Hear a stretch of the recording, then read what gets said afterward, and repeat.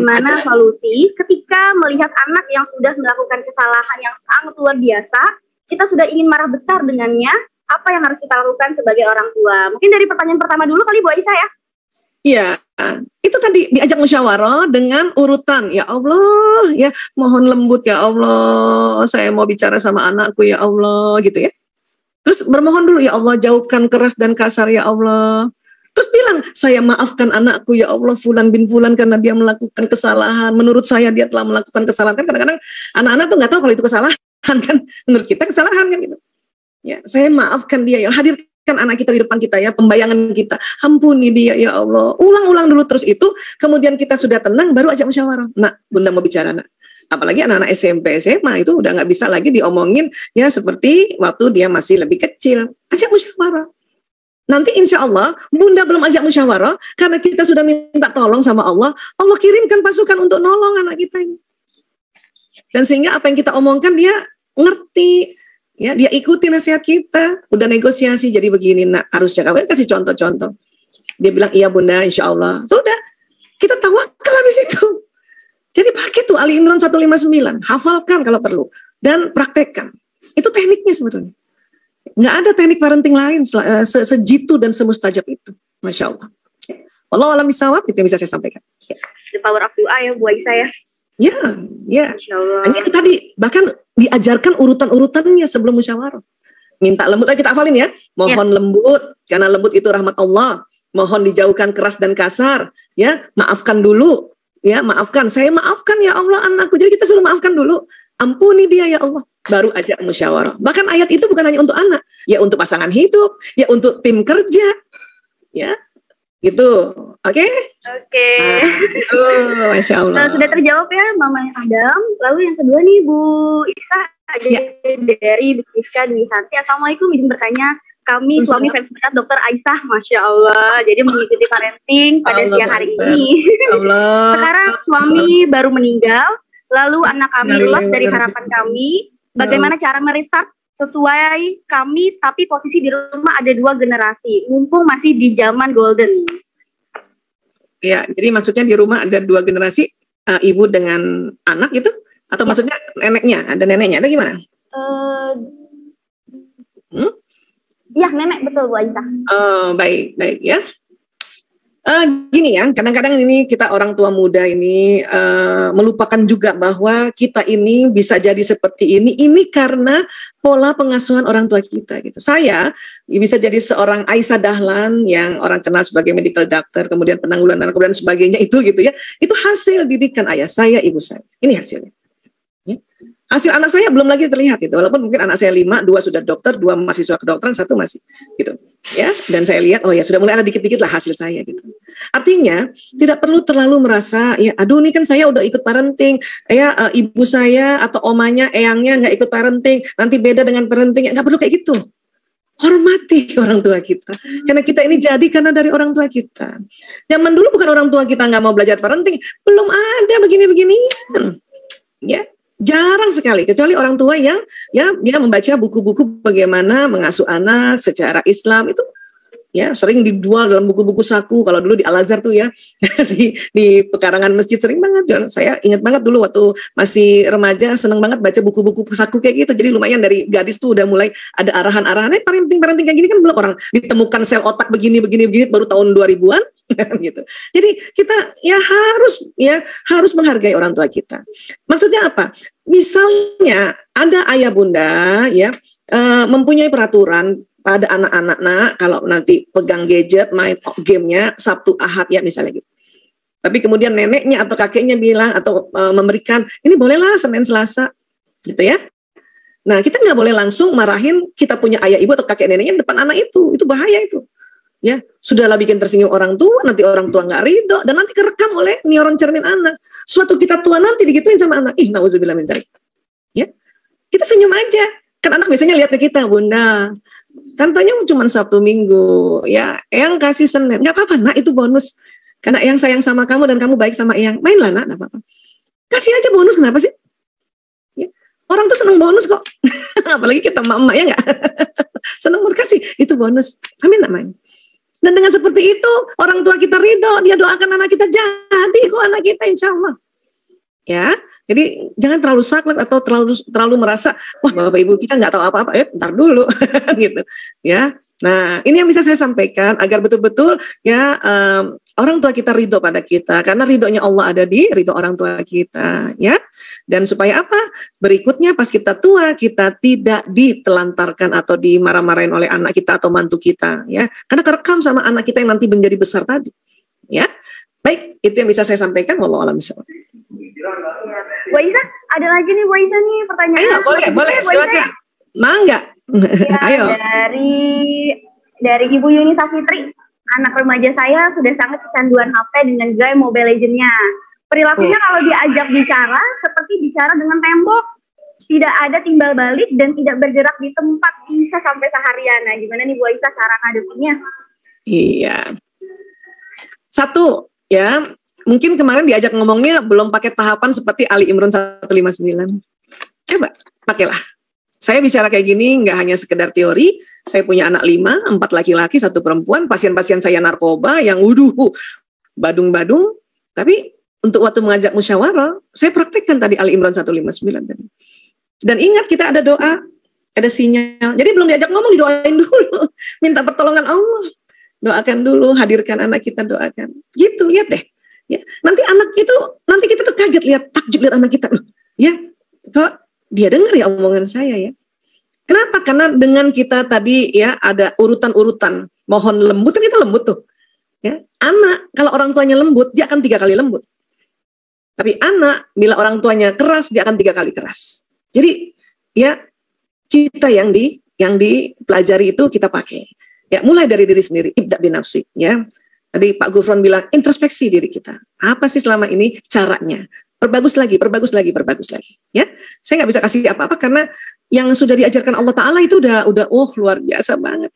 Cuman memang harus dipakai, nggak hanya cuman tahu saja. Pakai. Nggak usah terlalu banyak. Satu tadi, Ali Imran 159, ya. Terus kita juga tahu di 160 Allah sudah janjikan pertolongan. Ya, udah. Ya. Nah, seperti itu kurang lebih. Coba lagi. Terus negosiasi, ya.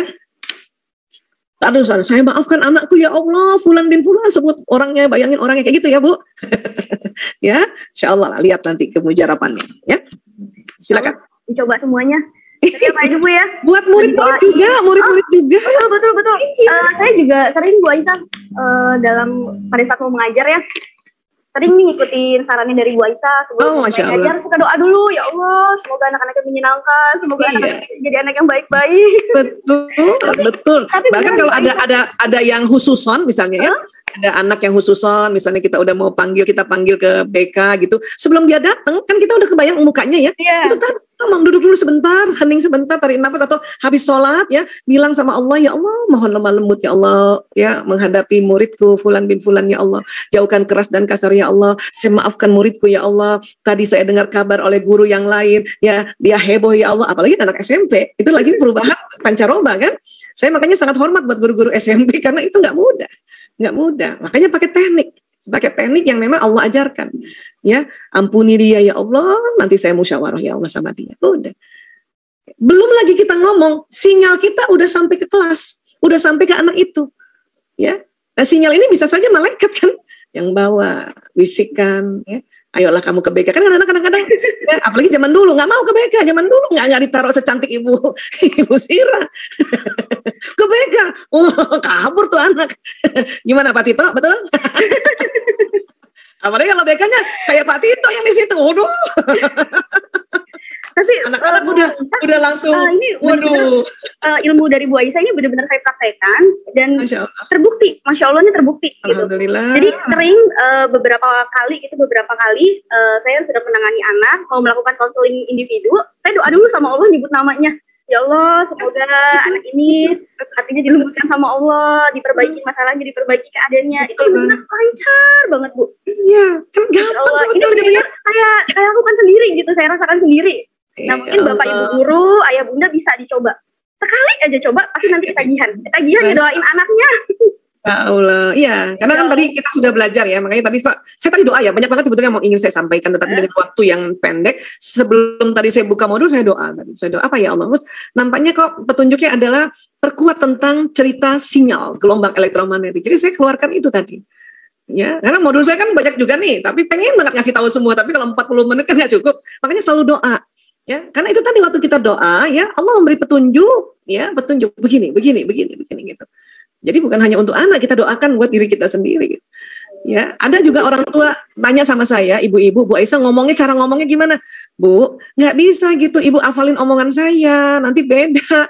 Minta petunjuk aja sama Allah, nanti Allah yang tuntun mulut kita, gitu.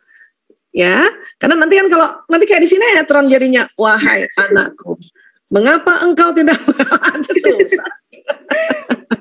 Ya, baik. Bu Aisyah, kita ada satu pertanyaan lagi nih Bu Aisyah nih, mungkin pertanyaannya mau secara live aja Bu Aisyah dari ini saya lihat ada Papa Virus ya. Iya. Ya, kapan lagi Bapak-bapak ini Bapak-bapak luar biasa loh mau ikut parenting. Ya Allah, hari Sabtu siang gini mau ikut parenting luar biasa. Boleh barangkali host bantu ya, Papa Virus 8C. Mikrofonnya boleh dinyalakan atau hostnya boleh dibantu untuk diaktifkan.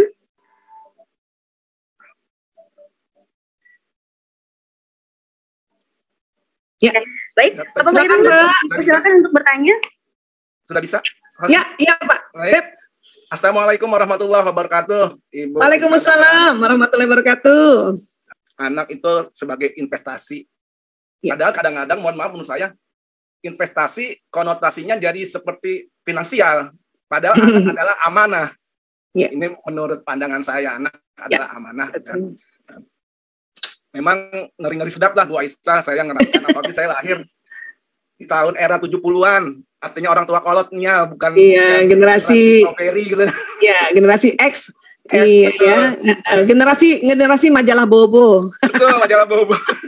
Sama mas saya Pak, saya juga nonton 68 tuh majalahnya Bobo, Hai Kuncung.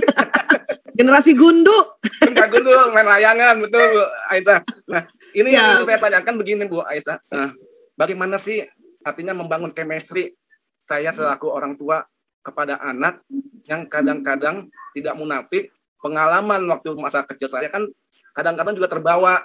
Betul. Dalam pola pengasuhan saya terhadap anak. Apalagi dulu kan ya mungkin dengan usia yang sama, dulu kita nggak berani membantah omongan bapak, ibu, bapak melotot kita udah takut gitu kan. Betul Pak. Betul. Itu yang ingin saya kan bagaimana bisa membangun chemistry baik. Anak-anak. Yang era sekarang itu mungkin Ibu Aisyah, terima kasih. Iya, Masya Allah. Waalaikumsalam warahmatullahi wabarakatuh. Masya Allah. Ya, saya jawab Bu Zira, gimana? Boleh langsung Bu Aisyah. Iya, baik. Pak Virus, alhamdulillah ya, ini nggak mudah ya, seorang ayah mau ikut parenting aja nggak mudah. Kemudian Masya Allah mengaku bahwa kita nih memang generasi yang berbeda, terus mau belajar lagi. Waduh, itu langkah yang udah keren banget Pak. Baru gitu aja udah keren, Allahu Akbar. Disaksikan berapa orang kita nih? 142 orang Pak. Oh, bapak-bapak punya niatan yang luar biasa ya. Nah sekarang gini, boleh saya buka slide dulu ya. Jadi ternyata ada namanya gaya belajar di era digital, di mana ananda kita generasi digital ini ada gayanya Pak. Jadi kita perlu belajar juga, perlu tahu juga apa sih gayanya. Pertama, memang menyukai format audiovisual anak-anak sekarang Pak. Karena Bapak kan tadi ingin kita bisa beradaptasi pada mereka kan. Nah, itulah makanya mereka nggak bisa lepas juga dari gadget, karena memang menyukai format audiovisual. Dan otak, kalau formatnya audiovisual, itu gampang ngertinya dan ingatnya lebih lama. Gitu. Ya. Kemudian bergantung pada teknologi memang anak sekarang. Teknologi yang sederhananya aja, listrik. Waduh, anak sekarang Pak, listrik mati setengah jam udah gelisah gitu. Papanya Virus kan enggak gitu kan? Listrik mati ya udah pakai Petromax. Pakai Petromax ya. Main di bawah cahaya bulan kalau bulan lagi purnama. Masya Allah. Kalau anak sekarang nggak bisa. Bahkan jangankan anak sekarang, saya pun ikut-ikutan. Apalagi kalau udah janji seminar online, mati lampu. Allahu Akbar. Karena era sekarang ya. Kemudian mereka senang contoh yang konkret. Jadi kalau nanti kita cerita Pak, ya mereka senang kok dengar cerita kita. Tapi nggak suka dibanding-bandingin. Papa dulu ya nak, waktu belum ada lampu pakai Petromax. Ya misalnya gitu ya. Udah gitu aja, anak senang. Yang nggak suka anak-anak, tapi kamu nak udah lampunya bagus pakai AC masih juga manja, itu yang nggak disuka anak. Jadi cerita aja tentang diri kita. Anak-anak tuh seneng loh Pak dengan cerita kita. Yang penting nggak pakai tapi kamu. Ya, papa dulu seneng tuh anak-anak. Tapi kalau pakai tapi kamu tuh ngebandingin deh kata anak-anak kan gitu. Ya. Nah, kemudian mereka juga kritis saat berpendapat. Jadi jangan heran, ya mereka nggak bisa kita bungkam Pak. Dulu kita kan memang ya kita diam aja gitu kan. Kalau ternyata dengan diam saja banyak terjadi penyimpangan. Termasuk salah satunya anak pakai narkoba, kena LGBT, suka tawuran karena nggak boleh ngomong, nggak ada salurannya di rumah. Makanya dia ya bertingkah laku pola yang cari perhatian di luar rumah gitu. Maka sekarang anak-anak kita ya nggak apa-apa dia bicara, cuman caranya yang diajarkan. Boleh kok dia bilang, ya ayah, aku gak suka sama ayah. Bener kok, mungkin karena ayahnya bakal terlalu sibuk gitu. Tapi caranya harus yang baik dan pantas.